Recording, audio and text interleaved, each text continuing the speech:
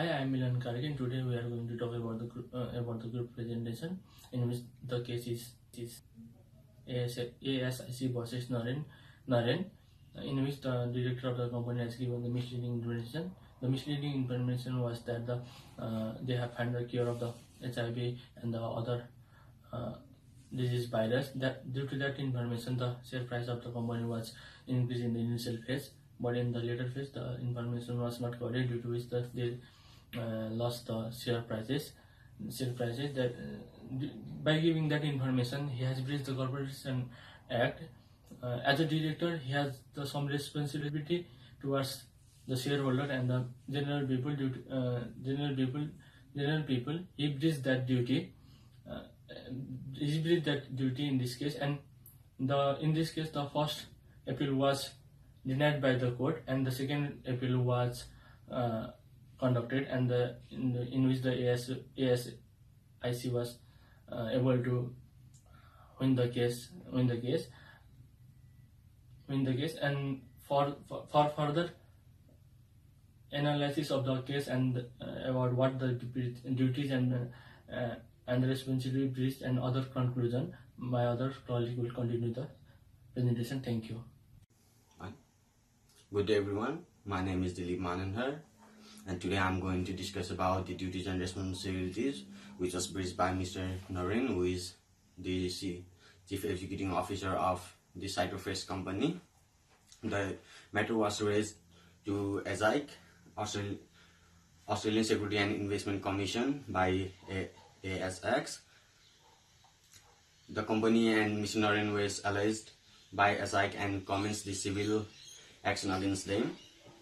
The action was investigated under Section 104 S(1) of the Corporation Act, which provides a person must not in this jurisdiction engage in conduct in relation to financial product or financial services that is misleading or deceptive or is likely to mislead or deceive.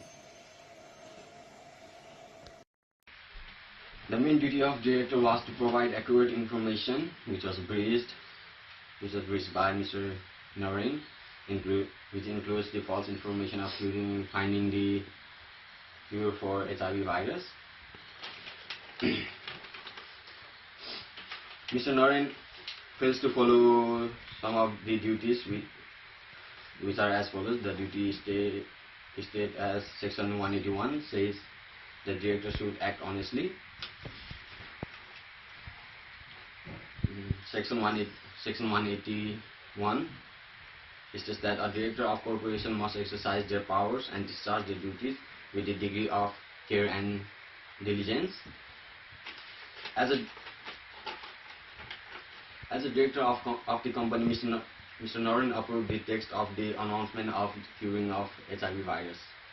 Thank you. Now I would like to invite my friend Mr. Aviras Malla to say more about the duties and responsibilities breached by Mr. Narin. Thank you. For giving me this wonderful opportunity to speak more about the duties and responsibilities breached by Mr. Narin in this case. In this case, Mr. Narin was aware of the publication, and he himself had asked the company security to publish the same untrue information, which led the public to believe the company will do a great breakthrough. As the shareholders went to purchase the great amount of shares, which led to the great sales of the company shares, which led to a great rise in the number of shares the company sold, and the share price also went drastically increased. But again it fell when the actual information was spread that the company had not found the cure for the HIV virus as per ZMA 2018. It is the duty of the director to provide accurate information to the shareholder. As a director, he made two announcements related to the financial product, which was in relation to the cure for HIV virus and common cold virus. The statement claims about finding the cure for the disease, which helped in raising the prices of the share. And under Section 181 of Corporation Act, there are some stated duties of the director of the company which. Hello everyone, I'm Narin. I'm here to continue our presentation. My topic of presentation is the court decision on ASIC versus Narin. The legal action against Mr. Narin was started on 24th September 2006, but the federal court denied to proceed against him at first, with the assumption of that though he was involved in drafting and making announcement to Australian Security Exchange, but this conduct was not to attract personal liability for misleading. Furthermore, they also found that the content of the announcement was not related to the financial product of Citrofresh, so the first decision was in favor of Mr. Narin. But the case was again reapplied to full federal court and went for the hearing on May 28. The court concluded that the decision made by the trial judges was not right, and the revised decision was made by concluding that there was a sufficient connection between the announcement and Citrofresh shares, as the content was related with the business and the announcement was made to Australian Security Exchange where the shares are traded. Similarly, the court also held that Mr. Narin was liable for breaching his duty of care under Section 1041H, as the release of announcement was authorized by him, though he personally did not send the announcement.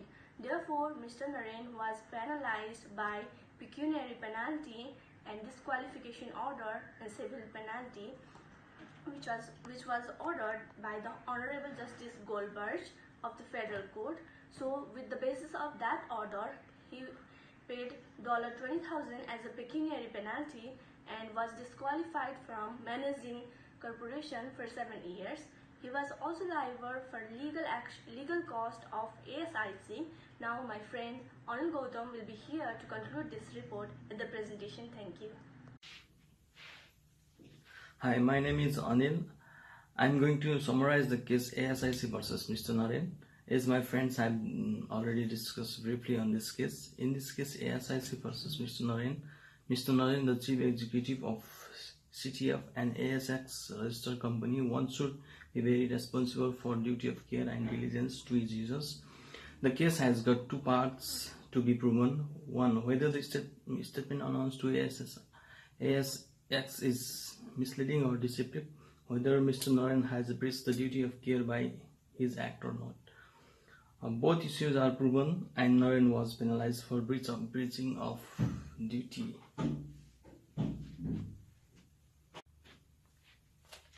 The case shows the importance of communication and proper flow of information within the organization. The Corporate Act 2001 enhanced the way the director performs his or her duty, especially when they communicate in public matters. This act helps to complete the director's duty by bonding legally, morally and ethically. Thank you.